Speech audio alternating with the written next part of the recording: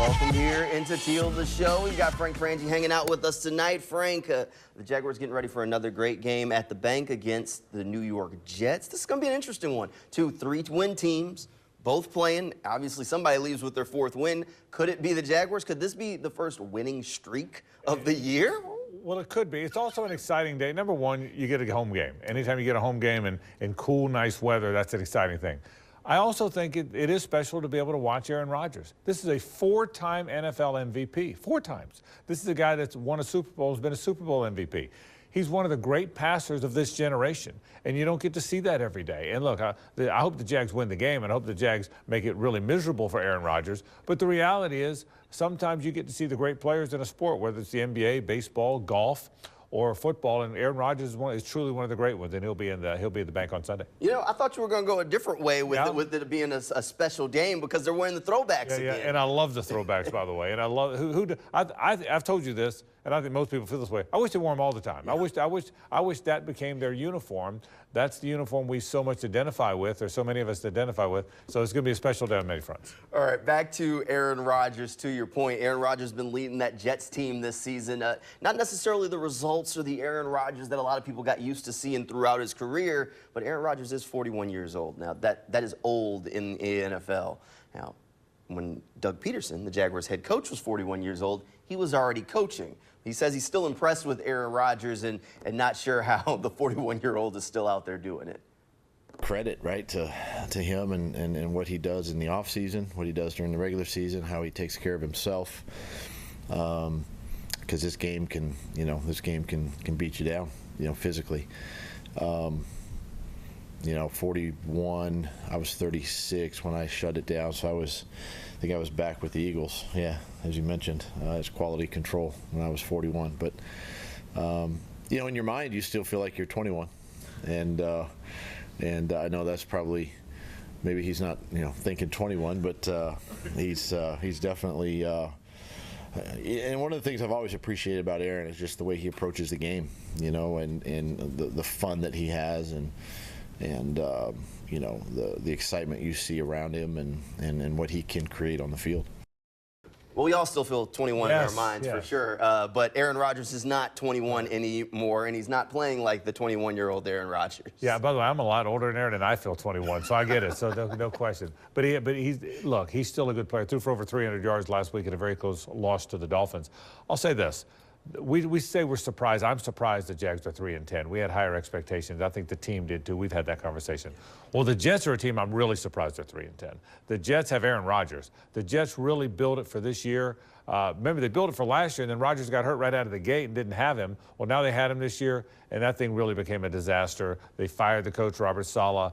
They've moved on from coordinator. That thing has changed significantly. So that's another team that's disappointed in how it's gone. So 2 teams that really thought they were better and would be better than they were are meeting on Sunday. Going into the season, Frank, we thought this would be a duel between Trevor Lawrence and Aaron Rodgers, and a lot of people were really looking forward to that. Obviously, Trevor Lawrence is sidelined for the season. He got hurt during that Houston Texans game. Doug Peterson said that Trevor Lawrence is still in the NFL's concussion protocol, and they're kind of trying to let him progress through that on his own time. He still has to go through the steps. Still comes in the building every day, and just goes through it as if he were getting ready to play a game this weekend, but I think in this case too, you're not going to speed anything up, but you don't want to, you're not going to either push him through or rush him through, because you still got to be careful, with all of it. But at the same time, we kind of go at his pace and let him, how he feels and his symptoms and all that kind of stuff, and just go step by step. Now, Trevor is on the Jaguars injured reserve, and he is planning on having shoulder surgery, but he can't do that until he clears that concussion protocol. Yeah, the protocol is first and foremost. They want to make sure he's right. Make sure your guy's right before you do anything, not just playing a game or practice, but before you have surgery or anything of the like. Trevor's going to be fine. Everybody says that. He's an important commodity, man. How Trevor's doing, how Trevor progresses, make no mistake about this, is the most important facet of this football team. It's the most important element. It's more important than who's going to be the coach or the GM, and the coach and the GM would both tell you that, by the way. It's more important than who's going to be the slot receiver or the cover corner. It's getting your quarterback right in today's day and age, and the fact that Trevor's not a prima donna and doesn't expect to be treated differently is the big thing. but he needs to be treated with care, and you need to get him right. I'm glad they're on that path. All right, now while Trevor is sidelined, Mac Jones is leading the Jaguars. He led them to a win last week. Maybe he can make it 2 in a row. We'll see what happens, but he has a little bit of help. Brian Thomas Jr. has been fantastic this season. The rookie just seems to get better and better and better each week. Mac Jones says this is the first time in his career he's really had a receiver that demands the football. Yeah, Brian's a really good player. He's obviously young, but he wants the ball. I love that about him. He kind of demands it, which is awesome for a quarterback. I haven't had much of that in my career where guys like, hey, I really want this ball right here. Throw it up, I'll make a play. So I really appreciate that about him. And for a rookie, he has a lot of confidence. And just for me, just trying to keep him loose in the huddle and having fun out there. I feel like he plays really good when he's having fun and just focusing on his job and running and making plays. You know, hearing that Brian Thomas Jr. will demand the football is kind of funny because he's really a quiet guy. Right. So, you know, at some point, it almost catches you by surprise to hear that guy would go and say, look, throw me the ball. You know, Brian Thomas speaks quietly, but he doesn't play quietly. He plays with a charisma. He plays with sort of a reckless abandon. I mean, he attacks the ball. This is a guy that plays loud and fast and in a violent fashion. He just doesn't talk in those ways, and that's the kind of guy that does command the ball. Listen, they're 3-10. They're not going to be in the playoffs. So the season's going to end when the regular season ends. So what is there to take from this season? What is there to watch as you move forward? Well, number 7 is first on that list. He has to be first on that list. And I think, Mac, to your point, Mac played better last week. Mac has played well at the end of the last 2 games. They didn't quite get the job done against the Texans, but he played well in the fourth quarter. And they did get the job done against the Titans, and he played well in the fourth quarter. You know what those 2 things had in common, Jamal? Both times they played with tempo, they played without a huddle, they went fast. Now, you can't do that the whole game if you just stretch your defense too much, but I think you're going to see a lot more of that tempo this week. All right, we'll talk more about the matchup with the Jets coming up right after this break. Welcome back into Teal the Show, and some rough news for the Jaguars today. Evan Ingram going to miss the rest of the season, according to Doug Peterson, after saying Evan Ingram's going to need surgery on a torn labrum. Now, that could be big for the Jaguars. Since last time they played the Jets back in 2022, Evan Ingram had over 100 yards receiving that day. No Evan Ingram for the rest of the year. Definitely a big blow for the Jags, but an opportunity for Brenton Strange to step up the rest of the way.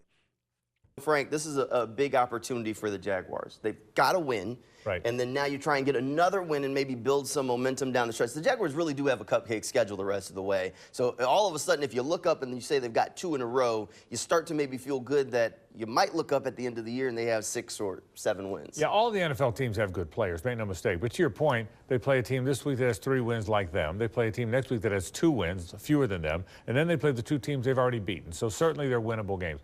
I agree with you, Jamal. How you end this season has everything to do with next season. We've seen that for 2 years in a row. The Jags finished very fast in 22, or finished very well in 22, and that helped them start fast in 23. They didn't finish very well in 23, and that led to a tough start in 24. So how you finish the season has everything to do with how you play next season. So these games are important, and winning these games are important, and I know the Jags know that as well. Every coach, every player will tell you momentum doesn't exist, but then you look at it time and time again, the momentum does carry over. It does exist. Frank, there are a lot of fans out there that might have been a little upset after the Titans win because they're looking at draft position, but you got to take the wins where you can get them, right? Yeah, you're better off to win the game. Don't be rooting for a loss. I wouldn't. As I say, fans can root for what they want to root for, but I wouldn't root for a loss because you think it'll affect GM, coach, draft position. Right now, what matters is wins feel better than losses.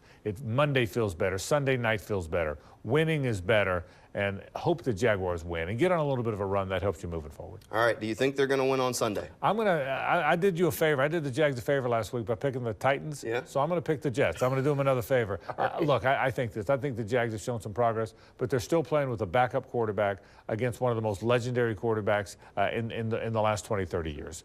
When you're playing a backup quarterback against Aaron Rodgers, it's hard to pick him to win. I hope I'm wrong. I think the Jets will win the game, and I'd love to be wrong on this. All right, let's wrap this thing up with a little bit of coaching news. Bill Belichick, a legendary NFL guy, won a bunch of Super Bowls up there in New England. Now he's going to the college ranks. I mean, some of the national guys had connected him as to watching the Jaguars situation pretty closely. Frank, this is an interesting move. You don't see it much in football to have an NFL guy that established decide to, you know what, I'm going to go try out college. 3 things come to mind. Number 1, the guy wants to coach. More than anything else, he wants to be a coach. I think that's first. Secondly, I don't think there are a lot of NFL teams chomping at the bit to get him. He only got 1 interview last year with all those openings. That was Atlanta, and they didn't hire him. So I think the word was out he probably wasn't getting an NFL job, or he certainly might not have been getting one. And thirdly, college and NFL have never been more similar. Now the portal is the same as free agency. The draft is the same as recruiting. NFL and college have never, everyone has a general manager now. Mike Lombardi's going to go with Belichick. So the two seem very similar, and I think that's why Bill Belichick thinks he'll fit. Well, we'll see how the hoodie does with recruiting and NIL. Definitely will be fun to watch. Frank, thanks for being here tonight. Thank you at home for tuning in. Good night, everybody. Go Jags.